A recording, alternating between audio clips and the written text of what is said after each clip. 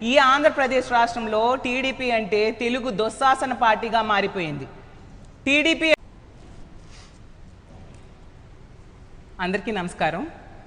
మనం చూసాం మొన్న 15వ తేదీన గుంటూరు నగరంలో కృష్ణబాబు కాలనీలో ఒక మహిళ నీటి కొలాయి విషయంలో తెలుగుదేశం పార్టీ వార్డ్ సెక్రటరీ అయిన మల్లెల మూర్తి అనే వ్యక్తి 10,000 లంచం అడగడం జరిగింది.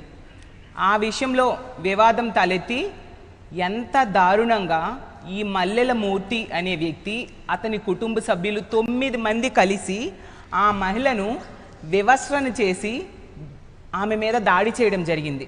నిజంగా సభ్య సమాజం తలదించుకునేటటువంటి సంఘటన అది. ఆమె 10 నిమిషాలు దాడి చేస్తూ ఉంటే మధ్యలో ఆమె భయంతో మూత్రం పోసుకుంటూ ఉన్నా కూడా వీళ్ళు విడిచిపెట్టకుండా ఆమె మీద దాడి చేశారంటే తెలుగుదేశం పార్టీ నాయకులు ఎలా కాలకేయుల్లా మారిపోయారు అనే విషయం మనకు స్పష్టంగా అర్థమవుతుంది. అసలు ప్రజాస్వామ్యంలో ఉన్నామా లేదా అర్థం కావట్లేదు.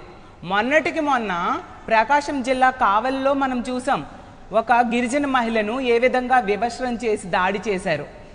ఆ సంఘటన ఇంకా మరిచిపోకముందే ఇప్పుడు ఇంత దారుణమైన సంఘటన. అంటే మహిళలు స్వేచ్ఛగా ఈ కూటమి పాలనలో రోడ్డు మీద తిరగలేరా, బ్రతకలేరా?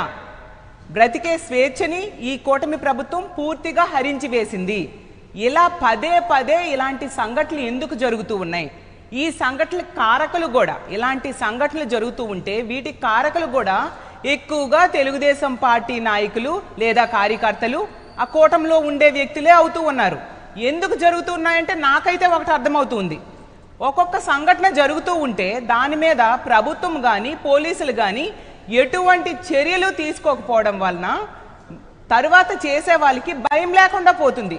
మా ఎమ్మెల్యేలు ఇలాంటి తప్పులు చేసినా ప్రభుత్వం చర్యలు తీసుకోవట్లేదు కాబట్టి మేము మరిన్ని తప్పులు చేస్తాము అన్న టైపుగా ఈరోజు వ్యవహరిస్తూ ఉన్నారు.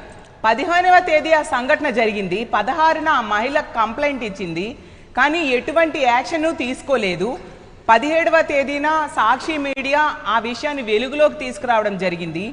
వీడియోలు కూడా బయటకు వచ్చేసాయి. ఆ మహిళని వివస్రణ చేసి దారుణంగా ఆమె మీద దాడి చేసిన వీడియోలంతా కూడా వైరల్గా సోషల్ మీడియాలో అవడంతో ఈరోజు ఉదయం చంద్రబాబు నాయుడు గారు మేల్కొని ట్వీట్ చేశారు.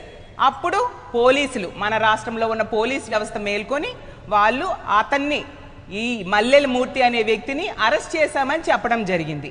అంటే నిజంగా సిగ్గుచేటు కాదా? ఇది మానవత్వానికే సిగ్గుచేటు. ప్రభుత్వం సిగ్గుతో తలదించుకోవాలి. ప్రభుత్వంలో ఉన్న నాయకులు ఈరోజు సిగ్గుతో తలదించుకోవాలి. చట్టానికి ఈరోజు అవమానం జరిగింది. ఈ రాష్ట్రంలో ఒక చట్టం, న్యాయం అలాంటివి ఏమీ అమలు కావా ఈ కూటమి ప్రభుత్వంలో నేను అడుగుతున్నాను. రెడ్ బుక్ రాజ్యాంగానికి పరాకాష్ఠగా ఉంది ఈ సంఘటన. ఎన్ని సంఘటనలు జరుగుతూ ఉన్నాయి. ప్రతి సంఘటనలో మహిళల మీద దాడులు అవ్వచ్చు, అత్యాచారాలు అవ్వచ్చు, హత్యలు అవ్వచ్చు, మహిళల మీద వేధింపులు అవ్వచ్చు. ప్రతి సంఘటనలో కూడా కూటమి నాయకులే ప్రముఖ పాత్ర పోషిస్తూ ఉండే పరిస్థితి చూస్తూ ఉన్నాం. ఎవరి మీద మీరు చర్యలు తీసుకున్నారు? ఈ గుంటూరు జిల్లాలో జరిగిన సంఘటనలో 3 రోజులు ఎందుకు జాప్యం జరిగింది? తెలిసిన విషయం ఏంటంటే అక్కడ స్థానిక ఎమ్మెల్యే అయిన గల్లా మాధవి గారు ఆమె అనుచరులు కలిపి సెటిల్మెంట్ చేయడానికి ప్రయత్నించారంట. అంటే ప్రతి సంఘటనలో కూడా సెటిల్మెంట్తో కాలం వెళ్ళబూస్తూ ఉండే పరిస్థితి. ఇక్కడ చట్టం, న్యాయం ఏమీ ఉండవు. రెడ్ బుక్ రాజ్యాంగం, వాళ్ళ అనుచరులు ఏం చేసినా, మహిళల్ని వేధించినా ఎటువంటి చర్యలు ఉండవు. నాయకులే ఇలా చేస్తూ ఉంటే ఎటువంటి చర్యలు తీసుకోవట్లేదు. కాబట్టి ఈరోజు గ్రామ స్థాయిలో, అలాగే వార్డు స్థాయిలో, డివిజన్ స్థాయిలో కూడా తెలుగుదేశం పార్టీ కార్యకర్తలు ఈరోజు ఇలాంటి దుర్మార్గకరమైన సంఘటనలు చేస్తూ ఉండే పరిస్థితి మనం చూస్తూ ఉన్నాం. అసలు తాలిబాన్ల రాజ్యంలా ఉన్నట్టుగా ఉంది. తెలుగుదేశం పార్టీ అంటే, టీడీపీ అంటే తెలుగుదేశం పార్టీ, కానీ ఈ ఆంధ్రప్రదేశ్ రాష్ట్రంలో టీడీపీ అంటే తెలుగు దుశ్శాసన పార్టీగా మారిపోయింది. టీడీపీ అంటే తెలుగు దుర్మార్గుల పార్టీగా ఈరోజు మారిపోయింది. ఇంత దారుణమా? అసలు ఆటవిక రాజ్యంలో కూడా ఎలాంటి సంఘటనలు జరగవు.